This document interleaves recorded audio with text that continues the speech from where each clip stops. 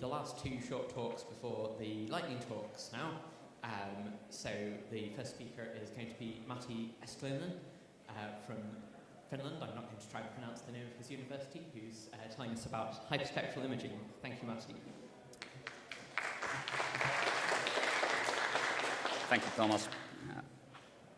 So, as I said, I'm from Finland, from the Faculty of Information Technology in the University of Jyväskylä, where we have a spectral imaging lab. And we use a particular kind of camera that causes some very unique challenges. And for the past couple of years, we've been developing new software to interface with the cameras and get our data to a better format for post-processing.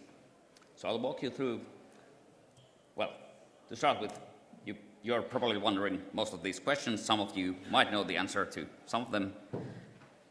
But I'll walk you through our hardware first, and then hopefully by the end of it you'll see what we are actually computing from the raw data of our imager, and that'll be the answer to what is hyperspectral and what is imaging. So the hardware we are using to produce these images is the blue box. They're mounted on top of a size microscope in our lab, which is well organized for the photo shoot. And it's made by VTT Technical Research Center of Finland a couple of years ago, actually. These days they actually have models that are about the size of my palm. So they've gone miniaturized the design a bit more. And these are frame-based hyperspectral imagers, and I'll walk you through how they work. So, how do you build one? First, you pick your imaging sensor backend. Ours has a commercial machine vision camera that has actually a bare filter sensor. So it's a normal color camera, such as the one you'll find in your smartphone or DSLR. What does a bare filter mean? It means that you have this filter structure composed of different colors of filters laid on top of your monochromatic sensor. So you are not actually, if you didn't know it, when you take a color image using your camera, you are not actually sampling all the colors from each point. Instead, you are imaging different colors from different points, and then the camera software does interpolation for you, which is called usually in this context demosaicing, in order to produce all the different colors in each pixel and then produce a visible image. Monochromatic sensors are also possible in this context, but they are much less complex to process, so they are not that fun for a value of fun, which means a lot less coding. But they also limit the image capture time that you can do. The point about using this kind of a sensor is that you can actually use it to capture multiple narrow bands of radiances with a single imaging, and I'll continue on that. So the other component for this kind of a hyperspectral imager is a tunable filter. So by placing a tunable filter in front of your imaging sensor, you are essentially controlling the wavelengths of light that come into your imager, and you can then reconstruct.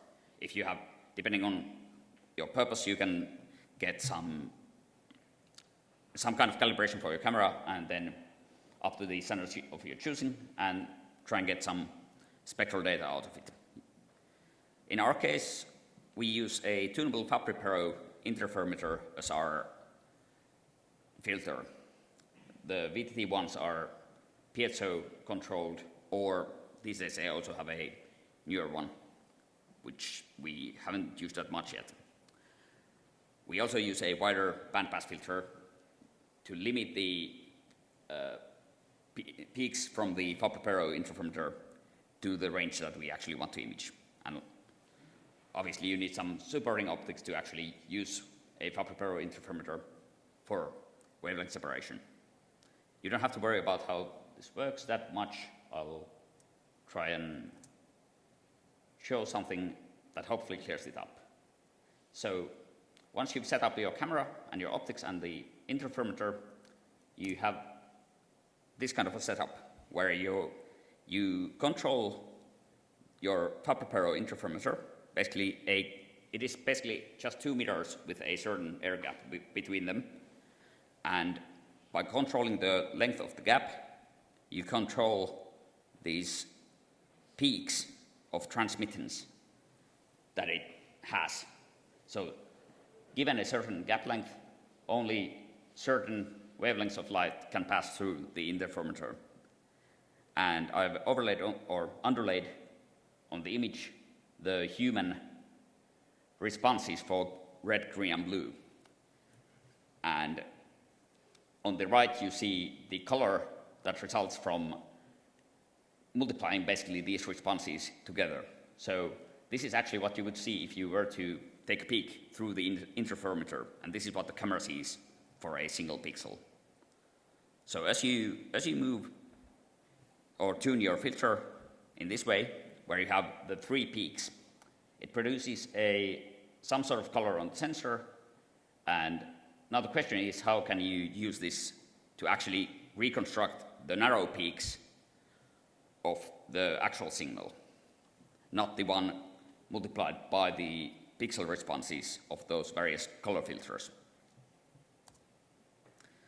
Well, VTT, who provided us the camera, actually did work on this, and they have a method for calibrating this camera, basically just running a monochromator and determining coefficients that you can then use.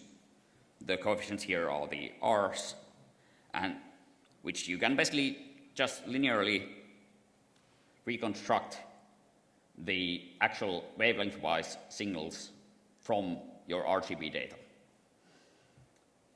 If you are interested, you can check out the paper for better info. But okay, so this is one of the problems that we need to solve in our post-processing. So the first thing we do with this hardware is actually getting the data from the camera. If you've ever dealt with machine vision cameras, they are kind of, let's say, unfriendly to use in many cases. So we actually started building a Python library to pull out data directly from the camera. So we had a master student work with us, Matti Eskelinen, who actually built a Pythonic interface for GeniCam compatible cameras, which allows us to basically fully program the camera settings and the image acquisition. And it has this great punny name, Camazing. And to top it off, there's the spectacular library, which actually has the drivers for our Fabry-Perot devices, and it basically controls the capture of the hyperspectral group, i.e. running the different gaps of the interferometer and combining all these metadata with the images coming from the camera. They're not yet available publicly, but hopefully soon, once we get the licensing and some refactoring done. So this is the example data that you get from the camera. One of the points of the new camera backend is that it actually outputs Xarrays. So it directly asks the GeniCam firmware on the camera for the properties. So you can get the gain and the exposure time and all different kinds of things that you need in order to understand your data directly with your data. There's also dark current calibration and other functionality within the software that we build. And the use of Xarray here is mainly because all of this data you see is very complex. It's actually, there are even some ragged arrays here in practice. So we need to do quite a lot of work to use all this data to then take these raw images that are actually in this variable here and turn them into spectral radiances. All of this is basically stuff that we could get from the VTT calibration, and our software actually works by pulling in the data from a configuration file and filling in the blanks. So the blank here is the images that need to be taken with the certain settings. Here's a recognizable image, hopefully, that's straight from the camera just before I left Finland. It's the EuroSciPy logo, or the SciPy logo, I should say, at different gap lengths directly from the camera. The square pattern you see is just this is really the raw data with the Bayer filter matrix still visible there. And also, you can see that the Xarray data structure lets us slice the image quite effectively. So after we get the raw data from camera, we actually need to compute the radiance using the metadata. So for that purpose, I built the FBIPy library with Jyri Hämäläinen and obviously help from the rest of the team as well. That does, first of all, the demosaicing of the Bayer filter mosaic, and then the radiance computation needed to actually get the spectral data out of the raw images. And I'm currently working on getting some better testing for it, and I realized that it's actually easiest to do by simulating the whole camera and interferometer system, rather than trying to figure out a way to generate raw data that's of usable properties. And the main sort of concept behind this library is that we want to automate all the bookkeeping, which is why we use Xarray, since the actual process of creating the radiance file or radiance images out of this dataset is a one-to-many operation. So when we unmix the bands that you saw here, so when we want to, from this single color image of this 1 pixel, we want to perhaps pull out up to 3 different radiance signals. And that makes it very hard to manually keep track of all the metadata that you want to have in order to reason about what wavelength are you actually recovering. So you can get the radiance images quite easily if you just plop down some NumPy operations. But if you don't keep very strict track of your wavelength metadata, you don't know what you are actually doing. So coming back to that, this is actually available under the Matti license currently from GitHub. To be fair, I've been thinking of preparing it as Fabulous, just to keep it with the theme of the other libraries, so we'll see if we change the name. So here is actually what you can then get from the library. So you can see that in the previous file, there were 80 raw images, and after the computation, we are actually left with 133 bands. This is, by the way, a really fast imager. We can get these 133 about 5 to 10 nanometer wide wavelength bands in a couple of seconds. So, which is pretty great for this kind of a tunable filter construct. But you can see here that all the metadata from the original raw files has been passed on to the reflectance dataset that I'm showing here. So you can, if you are trying to debug a camera, it's very nice to be able to see actually pick out the band and see all the data that led up to it in the final state. And obviously for performance purposes, you might want to strip it out at some point during the computation, but it's very flexible and lets you basically pick out when you want to drop your metadata if you need it. And so here we arrive at the actual spectral data. And so this is what hyperspectral data is all about. You have an image, plane, and you get an actual spectrum for each pixel. So this spectrum is roughly the blue that is present in the SciPy logo.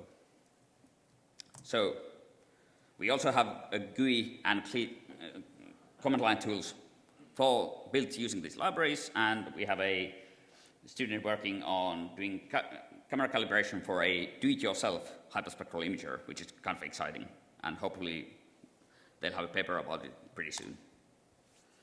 The people responsible are listed here. Some of you might remember them from previous EuroSciPys. Levi is here with us today as well. And this is basically most of our team at the Spectral Lab. So that's pretty much it. So my stuff you can find on GitHub. If you're interested, there's some spectral stuff there, but most of it is actually in our lab GitHub account. And this is the actual account or website of the lab, if you are interested in looking us up. And also thanks to the Janen Aalto-Saarikko Foundation for the funding for my work. So that's it. Questions?